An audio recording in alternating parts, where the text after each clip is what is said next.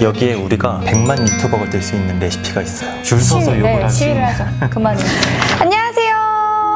오늘은 조금 진지한 책을 소개해드리고자 합니다. 바로 조선의 밥상! 네, 김상보 교수님이 지으신 책입니다. 제가요, 예전부터 김상보 교수님의 책이요, 여러 권 있습니다. 가져올까요? 네네. 한국의 음식 생활 문화사. 그리고 조선왕조 혼례연양 음식 문화. 조선왕조 궁중 음식. 많죠? 네.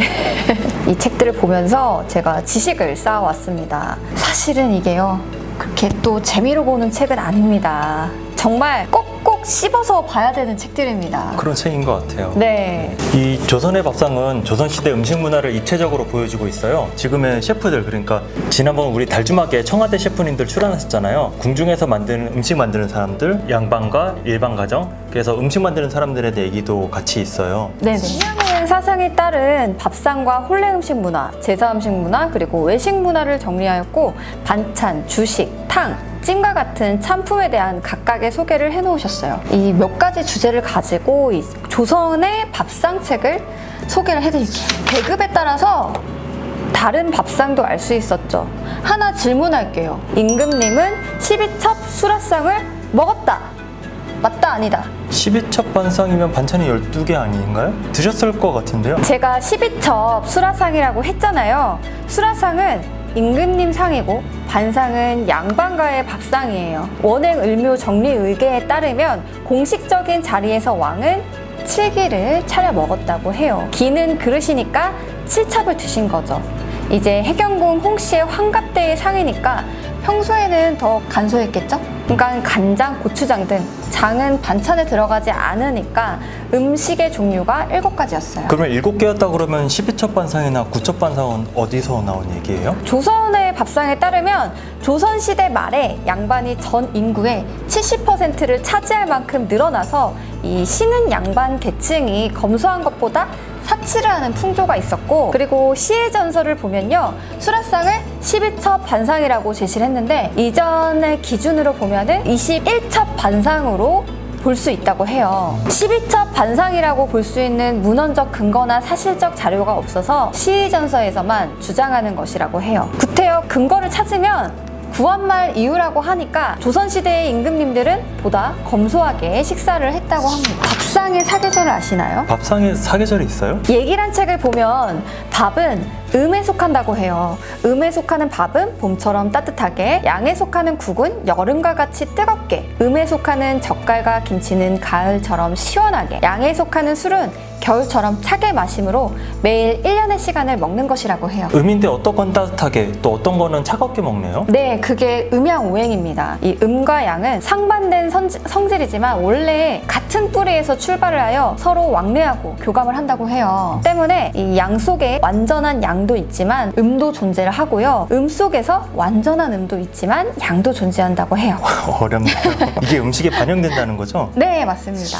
어떻게 보면은 이 만물을 설명하는 우리 조상님들의 지혜죠. 약선이라는 개념도 마찬가지입니다. 모든 식품에는 고유의 성질인 기를 가지고 있고, 이에 따라서 조리법과 재료를 선정을 해서 요리를 했던 겁니다. 이런 부분을 굉장히 잘 정리를 해서 소개를 해주셨어요. 혹시 안주의 뜻을 아시나요? 술 먹는 때 먹은 음식 아니에요? 안주발 세운다잖아요. 술 안 먹고 음식만 먹을 때. 이 안주는요, 편안할 안에 술주예요. 이 술 마실 때 속을 편안하게 해주는 음식이라는 의미가 있어요. 그것도 책에 쓰여 있어요? 의례란 책의 사홀례의 파트를 보면요, 술을 마실 때는 안주가 있어 속을 편안하게 해야 한다고 쓰여 있대요. 오. 점심은 무슨 뜻일까요? 점심 낮에 먹는 식사? 뜻이 있어요? 원래는 낮에 먹는 밥을 중반 또는 주반이라고 하였대요. 점심은 주식 사이에 간단히 먹는 간식을 점심이라고 했다고 해요. 식사 사이에 조금 먹는 면, 만두, 떡 이런 것들이요. 그래서 점심은 적게 먹는 소식, 점심이라고 해요. 그 점 할 때, 점 찍다 할 때 그 점이군요. 네. 그럼 아침은 뭐라고 해요? 조반, 주반, 석반이라고 불렀다고 해요. 아. 조선에도 맛집 레시피가 있었다는 거 아시죠? 아, 그런 게 있어요? 유명 주막의 레시피? 그런 게 될까요? 네, 지금 생각하는 음식점이 아니라 손맛이 좋은 집의 레시피랍니다. 뭐 종갓집 레시피 이런 식으로요. 191페이지를 보시면요. 1670년경에 쓰여진 음식 지미방. 여기 조리법 뒤에 맛질 방문이라고 쓰여 있는데요. 맛집에서 행해지는 방문. 즉 조리법이라고 쓰여 있대요. 이 책을 쓴 장씨 부인의 친정 마을이 그 경부 예천의 맛집으로 장씨 부인의 이 친정 어머니 권 씨로부터 전수받은 조리법이라고 합니다. 책에서 소개하고 있는 왕의 음식과 노비의 음식을 소개해 드릴게요. 왕의 음식이요? 네, 바로 여러분들도 다 아실 거예요. 바로 신설로입니다. 원래는 열구자탕이라고 했어요. 신설로라고 불리다가 구한말 요리집 음식으로 변모를 하면서 신선로라는 명칭으로 굳어졌습니다. 고급 한정식집 가시면 이런 것도 보실 수 있으시죠? 그럼 이게 왕의 음식이면 노비의 음식은 뭐예요? 이건 선생님이 좋아하는 음식입니다. 순댓국? 뭐 족발? 바로 추어탕입니다. 아, 추어탕이 네. 노비 음식이야?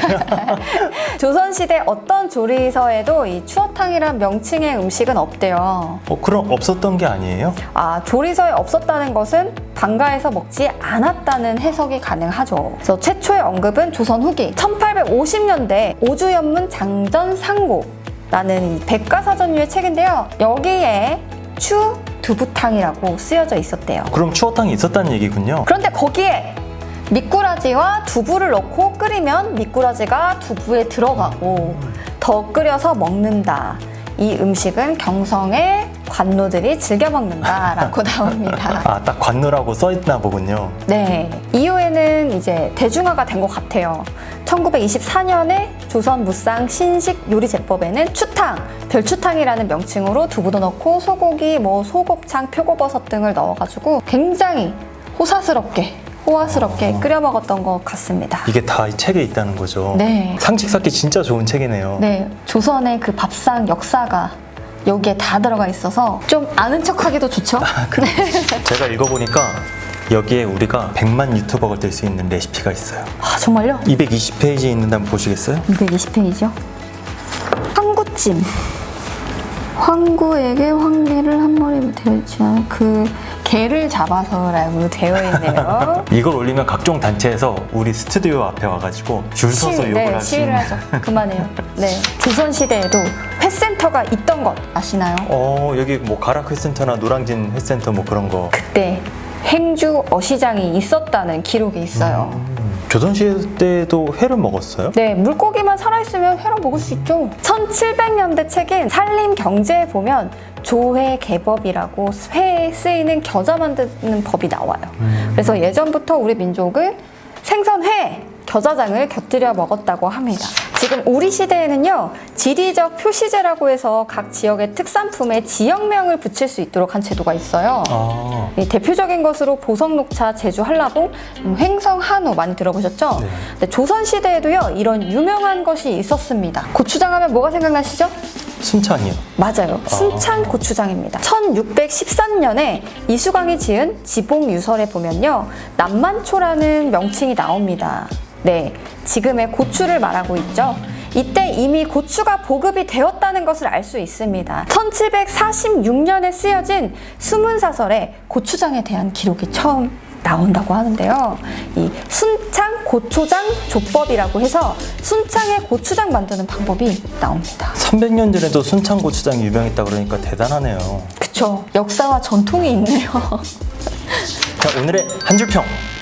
한줄평, 김상보 교수님께서는 한국식문화연구의 대가이시죠. 그 이전의 책들도 문화체육관광부 우수학술도서에 선정이 돼서 우리 식문화에 관심이 있으시다면 꼭 한 번은 읽어보시기를 추천드려요. 이전에 지으신 책들도 우수학술도서라 그랬잖아요. 네. 말랑말랑하지 않지만 받아들이는 사람에 따라서 여기서 보물을 발견할 수도 있을 것 같아요. 조선시대 식문화에 대해서 지식을 쌓고자 하시는 분이 있다면 독서를 권합니다. 우리의 밥상은 어떻게 만들어져 왔을까? 조선의 밥상.